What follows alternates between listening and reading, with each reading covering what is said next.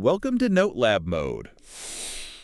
Okay, get ready, because today we're diving into something, well, pretty mind-bending. Absolutely. We're looking at the spot where Google's quantum computing work kind of bumps up against theories of the multiverse. It's fascinating stuff. So Google has this new Willow quantum chip. Yeah.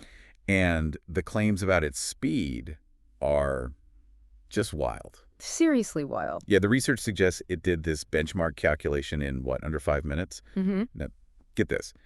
A top supercomputer, it would apparently take something like 10 septillion years to do the same thing. Septillion.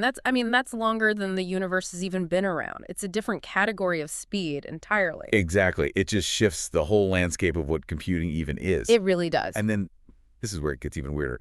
Hartmut Neven, who founded Google Quantum AI, he's actually connected this massive power jump to multiverse theory. Right. The idea that there are countless other universes out there parallel to ours. Yeah. He's sort of suggesting that maybe, just maybe, this chip's success hints that these quantum calculations are tapping into something else, leveraging those other realities, perhaps. Which brings us right to the big question, doesn't it? Are these machines like literally reaching into other dimensions? Or is multiverse just a way to explain the math, a theoretical model to help us understand how they can be so powerful? That's the core of it. And that's what we want to unpack for you today. We know you want the deep dive, get the real info, but, without your brain feeling like it just split into infinite copies. Oh, maybe that's fitting for the topic. But yeah, the point is, while it sounds like sci-fi, this is grounded in some serious research and engineering. Definitely. Okay, before we go deeper down that quantum rabbit hole, just a quick word about our sponsor, cloutfit.ai. Ah, yes. If you're in e-commerce, listen up. Cloutfit.ai is this really cool service that connects influencer outfits, like the ones you see online, directly to your store's inventory. So people see it, they like it, they can buy it right away. Exactly. Makes the content instantly shoppable. Research shows it drives more sales, higher order values.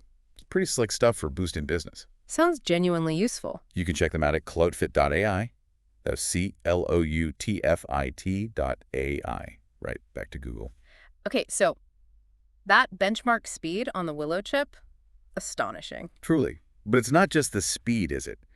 The research also highlights this huge leap in error reduction. Mm-hmm. Crucial point. As they add more qubits, those quantum bits that can be 0 and 1 at once, the Willow chip gets exponentially better at correcting errors. And that's been a massive problem in quantum computing for, well, decades. Absolutely. Like nearly 3 decades, people have been wrestling with quantum errors. Getting that right and showing it scales as you add qubits, that's fundamental for building anything useful. Willow showing that is a big deal. Okay, so let's try and untangle this multiverse connection a bit more. It really leans on the many worlds interpretation of quantum mechanics, right? Yes, exactly. Hugh Everett came up with it first, and then David Deutsch really ran with it, expanded on it quite a lot. It's a radically different way to think about quantum events. So the basic idea, when a quantum particle is in superposition, existing in multiple states simultaneously, instead of it just picking one state when measured, Right. what? The universe splits. That's the core idea, yeah. It suggests the universe literally branches. Every possible outcome of that quantum event becomes real, but each one happens in its own separate parallel universe. Wow. So not just mathematical possibilities, but actual physical universes popping into existence constantly. According to the many worlds interpretation, yes. They're proposed as being just as real as our own universe. It's a heavy concept. No kidding. Yeah. Okay, and then David Deutsch takes that idea and applies it directly to quantum computers. Precisely. Deutsch looked at how quantum computers work and proposed that they aren't just calculating within our single universe.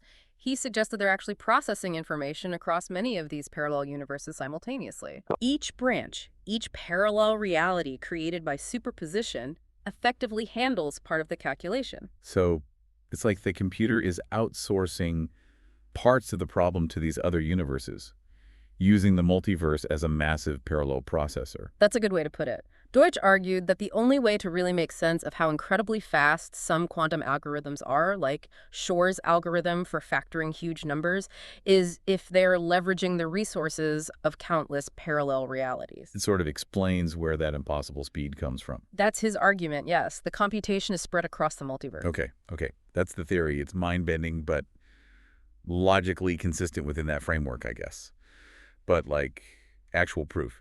Is there any evidence these computers are really talking to other dimensions? And this is where we need to be super clear. Right now, no.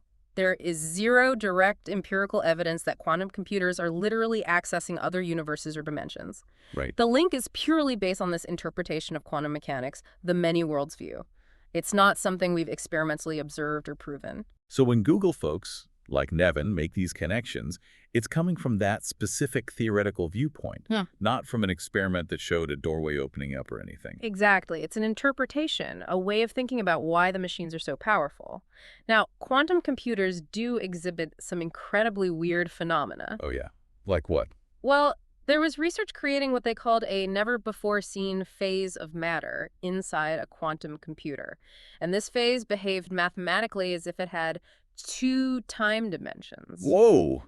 Two time dimensions. So proof. Ah, not so fast. It sounds like evidence for something extra-dimensional, but what it actually turned out to be was a really clever way to protect the quantum information from errors. Oh, I see. So it's weird quantum physics happening here, helping the computer work better, not actually involving another dimension or time stream. Precisely. It's about error correction, which, as we said, is vital, but you can see why the headlines get exciting.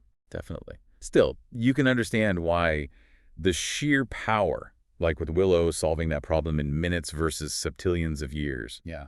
Why some people see that power as the strongest hint towards the multiverse idea. Absolutely. It's compelling when something performs calculations that seem utterly impossible within classical physics and our single universe's constraints. You naturally ask, where does that extra computational space come from? Right. But does the multiverse have to be the answer?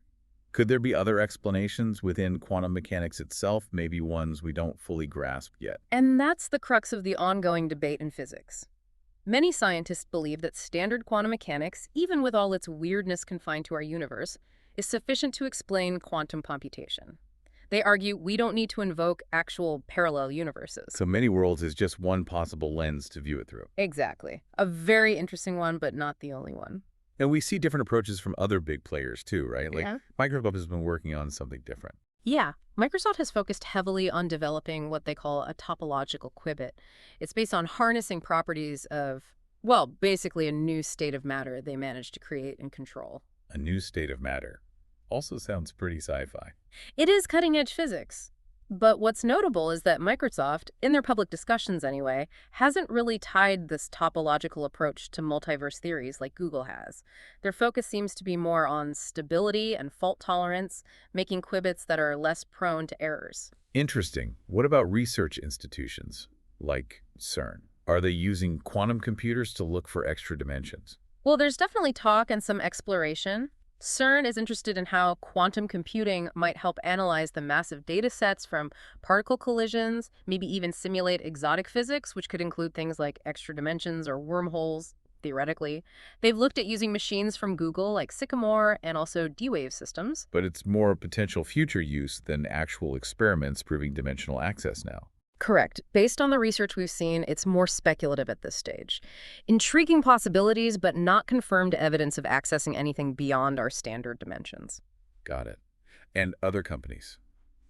Quera, IBM, are they on the multiverse train?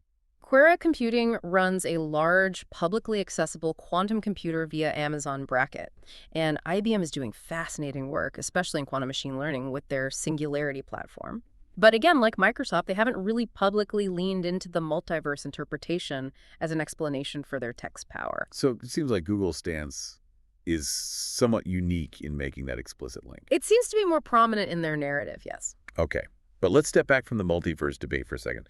Regardless of how they work, the power itself is undeniable. Oh, absolutely. The core quantum principle superposition, allowing a qubit to be both 0 and 1 simultaneously, that's the magic ingredient. It lets them explore so many possibilities at once, doesn't it? Exactly. Instead of checking things one by one like a classical computer, a quantum computer checks a vast number of possibilities in parallel. And the power grows exponentially with more qubits.